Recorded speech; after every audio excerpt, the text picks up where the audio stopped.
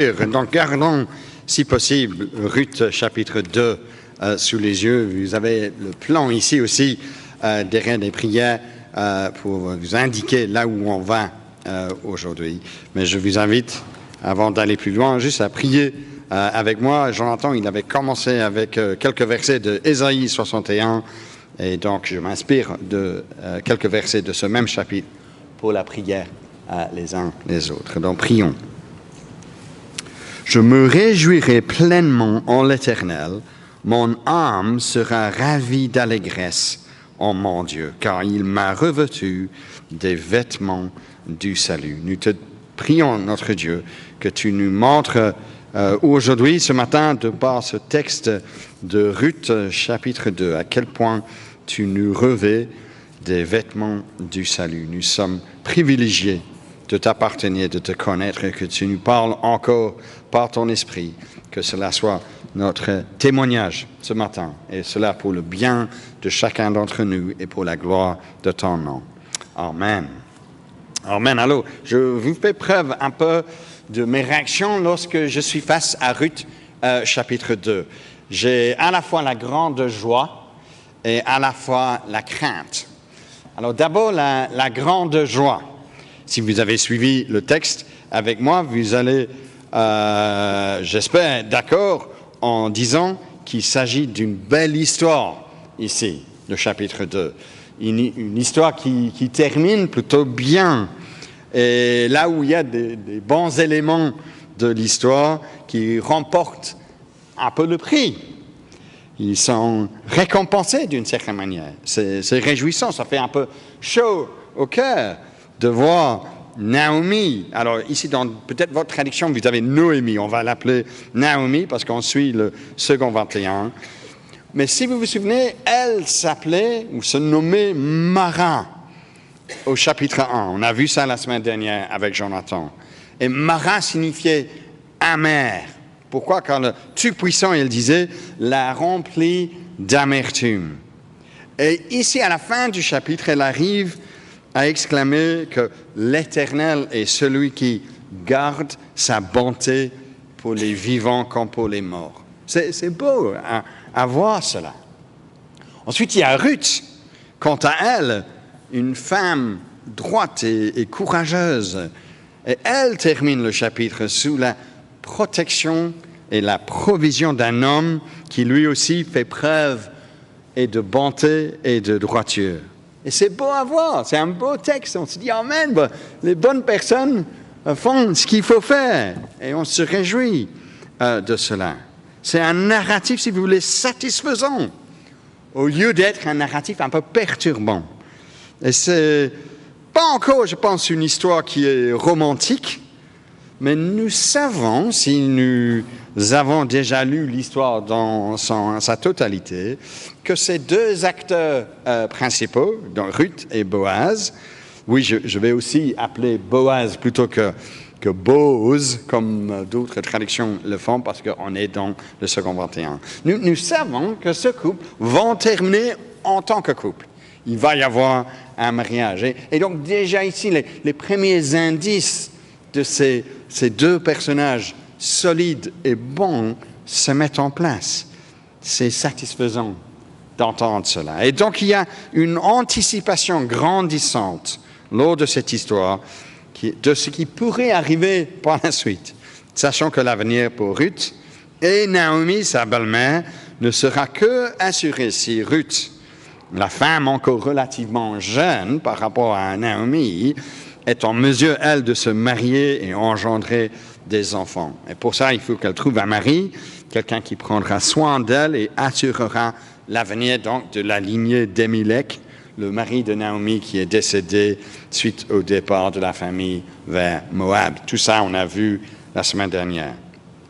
Mais donc, il y a une joie d'être un observateur de cette belle histoire qui se construit ici au chapitre 2. Le narrateur fait exprès de nous mener un peu avec lui pour qu'on ressente cette joie.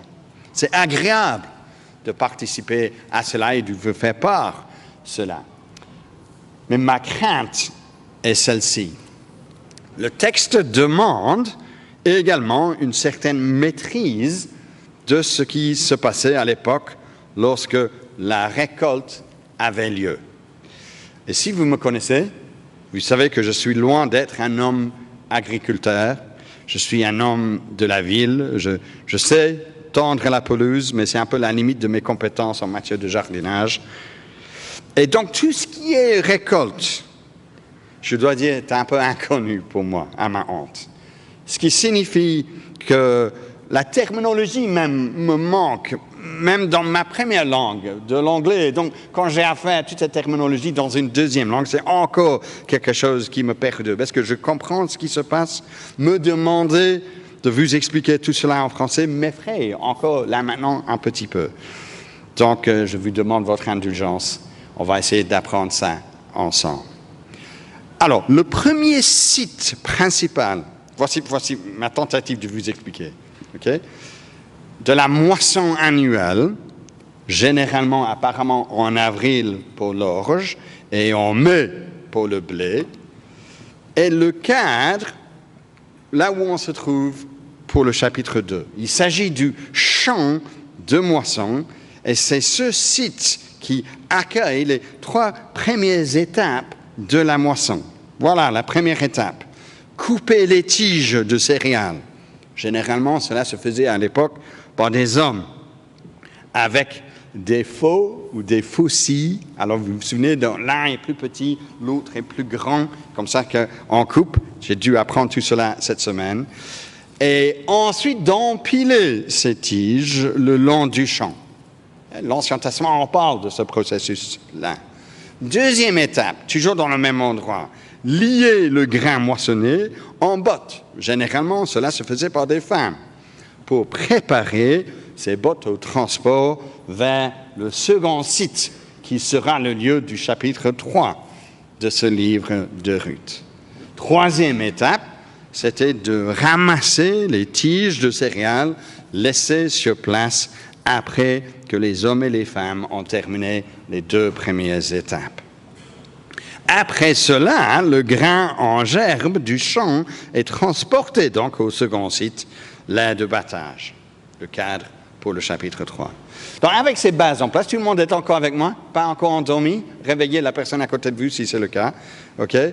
Procédons avec ce chapitre. Et nous voyons, selon le plan que je vous offre, donc une récolte, une histoire de bonté, d'espoir, qui témoigne de quoi? D'abord de la providence de Dieu. La providence de Dieu. Le narrateur construit son histoire soigneusement. Il nous accorde une information à nous, ceux qui lisent le texte, dès le verset 1, que les acteurs au sein du texte ignorent eux-mêmes à ce moment-là. Donc nous savons dès le verset 1 que Boaz est un parent d'Elimelech.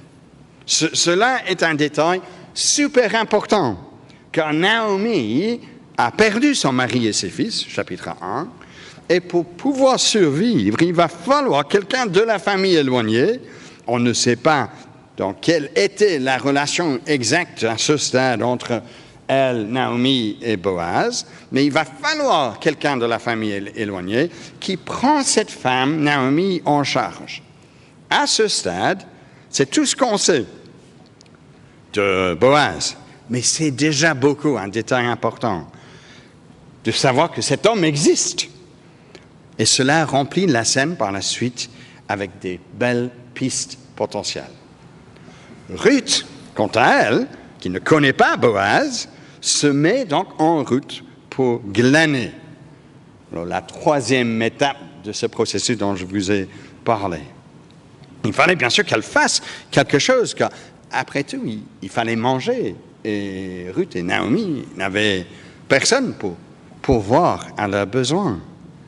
C'était pour elles soit mendier pour pouvoir manger, soit se prostituer, soit prendre l'initiative et tenter sa chance dans un champ lors de la récolte, comme faisaient d'autres pauvres ou d'autres étrangers de l'époque. Et d'ailleurs, la loi de Dieu, de Moïse, dans l'Ancien Testament, en Lévitique chapitre 19, permettait que de telles personnes glanaient comme cela. Et donc, elle poursuit cette voie-là, Ruth. Naomi, quant à elle, la belle-mère, elle est passive, incapable, toujours dans son état plutôt dépressif que nous avons constaté la semaine dernière, de se mettre en action. Elle dit simplement « Vas-y, ma fille ». Et où se trouve-t-elle? Alors, Ruth, quand elle part pour glaner, sur quelle parcelle de terre? Verset 3, « Il se trouva que la parcelle de terre appartenait à Boaz, du clan d'Elimelech. » Ah, elle avait, souligne ce texte, avec un peu d'ironie, il me semble, la chance de se retrouver jusqu'au bon endroit. Et elle ne le sait pas encore. Mais nous, parce qu'ils ont partagé l'information dès le début, au verset 1, nous le savons. Et verset 4, qui décide de rendre visite à cette parcelle ce même jour pour voir le progrès du travail de ses moissonneurs? Boaz. Bah aussi, donc un bel petit accident, n'est-ce pas, qui a lieu à ce moment-là, au bon moment. Donc ensuite, à la fin de la journée, lorsque Ruth rentre chez Naomi, Ruth ignore toujours à ce stade la parenté de Boaz par rapport à Naomi. Dans un sens, lorsqu'elle rentre, elle en sait plus sur Boaz que Naomi, car elle a vu sa bienveillance, elle en a déjà bénéficié, mais dans un autre sens, elle sait moins, car le détail que nous avons reçu au verset 1 est toujours inconnu de Ruth. C'est Naomi qui révèle ce détail à Ruth. Elle lui dit que ce que nous avons envie de nous dire à Ruth lors de toutes ces circonstances qui se déroulent. Car nous portons cette info tout au long de cette histoire. Et dans verset 19, Ruth raconta à sa belle-mère chez qui elle avait travaillé. L'homme chez qui j'ai travaillé aujourd'hui s'appelle Boaz. Naomi dit à sa belle-fille, qu'il soit béni de l'Éternel, qui garde sa bonté pour les vivants comme pour les morts. Cet homme nous est proche, lui dit encore Naomi. Il est un de ceux qui ont droit de rachat sur nous. On arrivera à ce terme un peu plus tard. Donc Naomi, voyez-vous, avait terminé le chapitre 1 en disant que l'Éternel s'est prononcé contre elle, car c'est lui le Tout-Puissant qui a provoqué son malheur, mais derrière la scène, il y a une providence qui est en train, par ses détails, de se révéler à elle. Et par conséquent, bien sûr, à nous, encore aujourd'hui. L'amertume lors de son retour de Moab n'est pas donc la fin de l'histoire, non, loin de là, en fait. C'est le début d'une belle histoire. Au moment même, elle n'était pas forcément en mesure de voir cela, cette providence, quand elle passait par ces difficultés au Moab. Mais comme disait un puritain britannique, un certain Jean Flavel, la providence de Dieu est comme la langue hébraïque. Il se lit à l'envers. C'est parce que après coup, nous voyons la main providentielle de Dieu. Combien c'est précieux de se reposer dans les mains d'un Dieu qui veille de façon providentielle sur nous, qui vient à notre secours. Oui, parfois nous pouvons avoir l'impression que c'est nous qui crions vers lui, que c'est nous qui le recherchons sans forcément savoir ce qu'il est devenu. Que pendant un moment, oui, comme pour Naomi, il semble que sa main nous pèse, que c'est dur à porter. Je pense que beaucoup de notre assemblée ce matin savent ce que c'est de traverser le deuil, la difficulté, le défi, la dépression.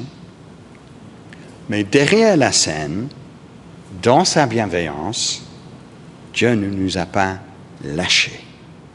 Il est en fait en train de prendre l'initiative de venir à notre secours. C'est lui qui se sert des circonstances, même des circonstances difficiles, pour notre bien. Ce n'est pas que nous devons donc être tous joyeux pendant le moment de difficulté, faire semblant comme si rien n'a été, mais nous devons nous abreuver profondément au puits de la providence de Dieu. Comme le dit si bien l'apôtre Paul dans l'Épître aux Romains, chapitre 8, du reste, nous savons que tout contribue au bien de ceux qui aiment Dieu, de ceux qui sont appelés conformément à son plan. Cela n'est pas une garantie pour tout ce qu'on veut, le bonheur, toujours, ici-bas, à tout moment. Non, loin de là. Le contexte de Romains 8 nous le dit. Mais cela signifie que Dieu n'a pas perdu le contrôle. Son projet se tient, même lorsque le malheur arrive. Peut-être vous ne vous rappelez pas de ceci, mais la semaine dernière, nous avons chanté « Oui, sur Dieu seul, repose-toi mon âme ». L'un des strophes de ce chant-là dit ceci « Repose-toi, jamais Dieu ne t'oublie.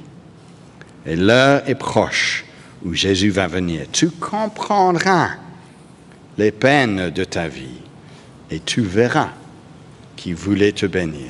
Oh, que ta foi honore et glorifie Dieu qui t'aima pour l'immense avenir. » Voilà, si quelqu'un qui a compris la providence de Dieu dans sa vie. Il y a une dizaine de jours, lors des funérailles de notre sœur Ilse, l'épouse de Jean-Pierre, nous avons chanté « Quel repos céleste ».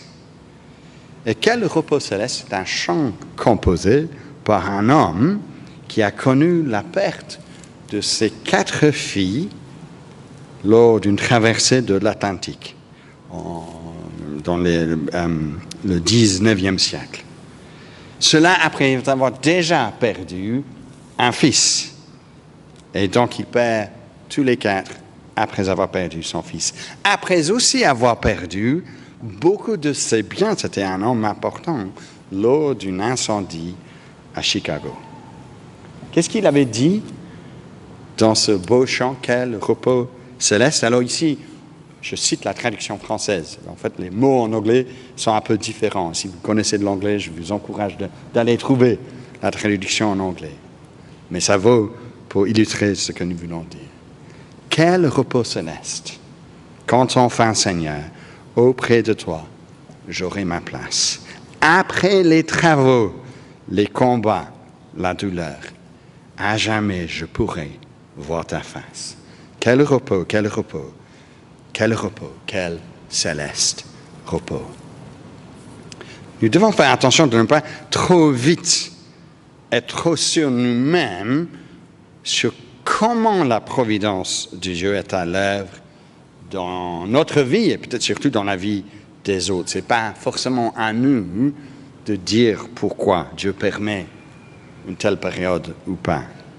Mais sûrement, ce n'est pas impossible, j'imagine, de penser que l'une des raisons que Dieu, dans sa providence, permettait un tel événement pour l'auteur, compositeur de ce chant, « Quel repos céleste », c'est afin de bénir pendant des siècles, par la suite, son Église qui chante ce cantique qu'il a composé après cette tragédie. Ce qui est sûr, en tout cas, c'est que le compositeur de ce chant savait que Dieu, dans sa grande providence, ne nous lâche pas. Si le chapitre ici démarre avec Ruth qui cherche des solutions pour elle-même et sa belle-mère, ce chapitre termine en démontrant que Dieu lui-même, derrière la scène, est en train de pouvoir des solutions pour elle. Alors peut-être vous vous dites même ce matin que vous cherchez le Dieu de la Bible, le Dieu qui est là. Et vous vous dites où se trouve sa main bienveillante dans votre cas, dans vos circonstances. La première chose que j'ai envie de dire, c'est qu'il vous a mené ici ce matin, n'est-ce pas? Vous êtes là et vous entendez parler de ce Dieu qui est à l'œuvre providentiellement derrière la scène. Et ainsi, il vous demande de faire appel à lui, à sa bonté. Et donc, découvrons sa providence, oui, car cela nous mène au deuxième aspect dont cette histoire témoigne. Elle témoigne aussi de la provision de Dieu, la provision de Dieu. Évidemment, d'une certaine manière, c'est Boaz qui pourvoit aux besoins de Ruth et de Naomi. Et combien, d'ailleurs? C'est touchant de lire cette histoire et de voir sa provision. Déjà, il permet qu'elle glane Ruth chez lui en permanence, sans devoir le faire ailleurs. C'était exceptionnel. De deux, il lui dit que lorsqu'elle a soif, elle peut boire. De 3, au verset 14, au moment du repas, il pourvoit à ses besoins. De trop même, il lui donne. Ce qui permet à Ruth d'amener le reste qu'elle avait pour Naomi le soir. De 4, il donne l'ordre au verset 15, qu'elle peut aussi ramasser parmi les gerbes. Et de 5, il dit au verset 16 à ses serviteurs, de même retirer pour elle des gerbes quelques épis, qu'il la laisse ramasser sans lui faire de reproches. Le bilan de toute cette générosité, elle rentre avec environ 22 litres d'orge. Et là, c'est bien au-delà de mes capacités de vous dire ce que cela signifie, mais d'après ce que d'autres m'ont dit, cela suffit pour de la nourriture pour 1 semaine et demie pour elle et sa belle-mère. Quelle générosité de la part de Boaz. Il prend soin de cette femme. Et oui, Naomi, lorsque elle voit tout cela, bien sûr, elle s'exclame, verset 19, « Qu'il soit béni de l'Éternel, ce Boaz. » Mais ensuite, elle va vite vers la source de cette bénédiction. Le Dieu qui, d'abord dans sa loi, obligeait les propriétaires, agriculteurs, lors de la moisson, pourvoir aux besoins des personnes comme Ruth et Naomi. Mais aussi le Dieu, comme Naomi le dit au verset 20, qui garde ses bontés pour les vivants comme pour les morts.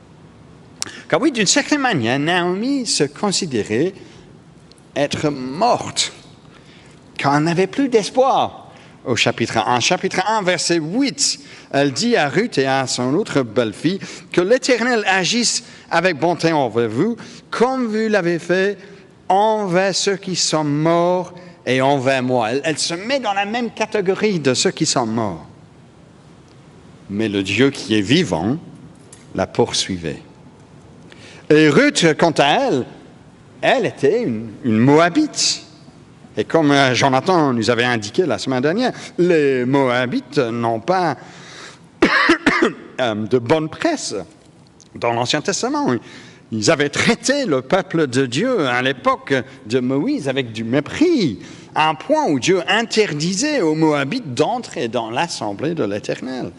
Et donc c'est à cette femme étrangère, cette Moabite, 3 fois le texte le dit, verset 2, verset 6, verset 21, que Boaz déverse sa bonté, son amour immérité, sa faveur.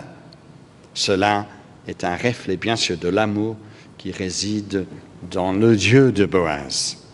Et Ruth elle-même fait ce lien, car au verset 12, Boaz prie pour elle, à la lumière du bon témoignage qu'elle donne d'être quelqu'un de fiable et qui sait travailler, en disant, verset 12, que l'Éternel te rende de ce que tu as fait, que ta récompense soit entière de la part de l'Éternel, le Dieu d'Israël, sous les ailes duquel tu es venu te réfugier.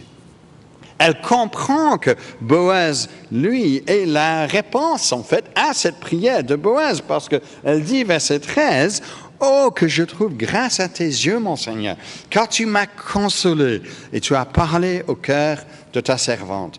Pourtant, je ne suis pas, moi, comme l'une de tes servantes. Je n'ai même pas ce statut-là. Et pourtant, tu me traites avec faveur. » Comme Naomi donc l'exclame au verset 20, Dieu garde sa bonté pour les vivants comme pour les morts. Le mot donc ici pour bonté, d'ailleurs, évoque le mot qui désigne la loyauté ou la fidélité de Dieu envers son peuple. À plusieurs reprises, nous entendons dans l'Ancien Testament ce refrain en ce qui concerne le Dieu d'Israël. C'est un Dieu riche en bonté et en vérité ou en fidélité. Au cœur, d'ailleurs, donc, de la personne de Dieu, il y a cette bonté, cette fidélité-là. Et donc, ce n'est pas une surprise lorsque Dieu se révèle en Jésus-Christ qu'il y a au centre sa bonté et sa fidélité, sa grâce. Des qualités que nous voyons lorsque l'apôtre Jean dit dans l'évangile de Jean, chapitre 1, que Jésus est la parole faite homme qui a habité parmi nous, pleine de grâce ou de bonté et de vérité. Il cite ce même dicton à propos de Dieu. Jésus incarne pour nous ce Dieu si bon, si fidèle. L'apôtre Paul, Éphésiens chapitre 2, parle de nous, chers amis, chacun d'entre nous, comme étant ceux qui étaient morts en raison de nos fautes. Est-ce que vous vous rendez compte de cela? D'un point de vue spirituel, sans que Jésus-Christ intervienne, nous sommes morts, spirituellement parlant. Et qu'a-t-il fait Dieu envers nous? Éphésiens 2, il nous a déversé la richesse de sa grâce envers nous par la bonté qu'il a manifestée envers nous en Christ. Comme Ruth, nous devons aussi, chacun d'entre nous, nous rappeler de nos origines loin des promesses de Dieu en tant que non-juifs. L'apôtre Paul de nouveau, Éphésiens 2, souvenez-vous qu'à ce moment-là, vous étiez sans Messie, exclus du droit de cité en Israël, étrangers aux alliances de la promesse, sans espérance et sans Dieu dans le monde. Mais maintenant, en Christ Jésus, vous qui autrefois étiez loin, comme Ruth, vous êtes devenus proches par le sang de Christ. Dieu en Christ pourvoit généreusement à nos besoins, chers amis, les plus profonds. Il est venu nous trouver par son Fils Jésus-Christ. Le chrétien, si vous êtes chrétien aujourd'hui, c'est quelqu'un qui connaît au-dessus de toute autre chose la bonté et la générosité de Dieu, sa provision pour nous. J'ai assisté hier soir à une soirée de dédicace d'un livre écrit hier, écrit cette année par un ami. Et le titre de ce livre, c'est 50 conseils pour retrouver l'énergie. Le guide complet pour recharger vos batteries et retrouver la pêche. Et ça cadre bien avec la personnalité de cet ami qui est toujours rempli d'énergie. Ça me fait sourire. Et il nous a donné une copie. C'était super sympa de sa part. Sans doute, je vais découvrir que c'est utile à certains égards. Je ne suis pas là pour dire qu'il ne faut pas bénéficier de bons conseils pour trouver notre énergie après cette période Covid, etc. Mais en connaissant cet ami, j'imagine qu'il n'y a aucune mention de Jésus-Christ là-dedans. Et pourtant, même sur le plan physique, nous voyons à quel point l'énergie que la découverte de la bonté et la provision de Dieu donne à Naomi, au verset 22. Pour la première fois, là, elle est active dans ses consignes. Découvrir la bonté de Dieu en Christ nous fait du bien. Le salut en Christ pour l'éternité. Amen. Mais cela fait de nous un peuple qui n'est plus désespéré, mais un peuple qui est rempli d'espoir. Et cela donne de l'énergie pour pouvoir vivre pendant la période où nous nous demandons où est-il, notre Dieu. Cette histoire témoigne donc de la provision de Dieu. Et dernièrement, cette histoire témoigne également de la protection de Dieu, la protection de Dieu. Si Ruth admire Boaz, elle est reconnaissante envers lui, Boaz, quant à lui, il admire Ruth. Il entend parler de la part de ses serviteurs du courage de Ruth, et la façon par laquelle il s'est mis en route seul pour demander permission de glaner. Le verset 15 témoigne d'un contexte parfois dangereux pour une femme dans cette société. Il suffit d'ailleurs de lire la fin du livre de Juges que Jonathan a mentionné, de voir à quel point c'était périlleux pour une femme d'être seule à l'extérieur de la maison dans la société en Israël à ce moment-là. Il dit donc à sa serviteur qu'elle ramasse aussi des épis entre les gerbes et ne lui faites aucun mal. Naomi, au verset 22, dit, ce qu'elle dit souligne cela également. Il est bon que tu sortes avec ses servantes, ma fille, et qu'on ne te rencontre. Cela sous-entend, on te malmène dans une autre traduction, pas dans un autre champ. Elle est donc courageuse de partir, malgré le danger. Et verset 7, c'est une femme qui s'est travaillée depuis son arrivée ce matin jusqu'à présent, disent les serviteurs à Boaz. Elle est restée debout et ne s'est reposée qu'un moment dans la maison. Et il a aussi entendu parler de sa foi. Avant de la rencontrer, Boaz lui dit au verset 11, « On m'a rapporté tout ce que tu as fait pour ta belle-mère depuis la mort de ton mari. Et comment tu as quitté ton père et ta mère et le pays de ta naissance pour aller vers un peuple que tu ne connaissais pas auparavant. Que l'Éternel te rende ce que tu as fait et que ta récompense soit entière de la part de l'Éternel, le Dieu d'Israël, sous les ailes duquel tu es venu te réfugier. » Elle s'est tournée vers le Dieu d'Israël pour trouver refuge sous ses ailes. Car c'est bien cela que fait notre Dieu. Il pourvoit et il protège ceux qui prennent refuge en lui. Quel était notre premier chant aujourd'hui, mes chers amis? C'était « Ô Christ, éternel rocher ». Première strophe, « Je viens en toi me cacher pour être protégé ». Comment? De ton cœur percé, coulèrent l'eau, le sang qui régénère, que par ce flot rédempteur du péché, je sois vainqueur. La protection de Dieu qu'il nous accorde par l'œuvre de Jésus-Christ à la croix est le centre du message chrétien. Nous prêchons Christ crucifié. C'est là où Jésus nous protège par son propre sacrifice des conséquences de notre péché qui entraînent le jugement d'un Dieu saint. Ruth a appris à prendre refuge en Dieu, malgré le défi et le danger que cela représentait pour elle. Et Boaz, il admire cela. Il est encouragé par cela. C'est encore trop tôt, j'avais dit au début, pour dire qu'il aime à ce stade. Pour cela, il faut attendre encore le chapitre 3 et 4. Mais du moins, nous pouvons observer que le fondement de son attachement qui développera par la suite à Ruth n'est pas son look ou sa beauté. Il n'y a aucune référence à la beauté de Ruth. Et j'imagine elle était belle. Mais non. On se focalise sur son caractère.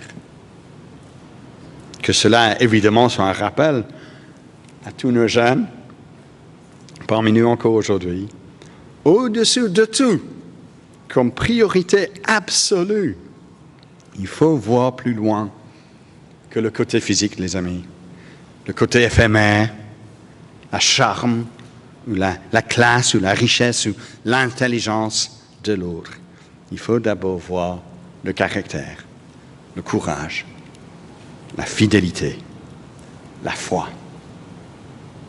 Parce qu'elle a trouvé refuge en Dieu, Boaz, à son tour, devient le moyen par lequel ce Dieu d'Israël va la protéger. Verset 13. « Tu m'as consolé et tu as parlé au cœur de ta servante. » Il prend donc des mesures concrètes pour la protéger.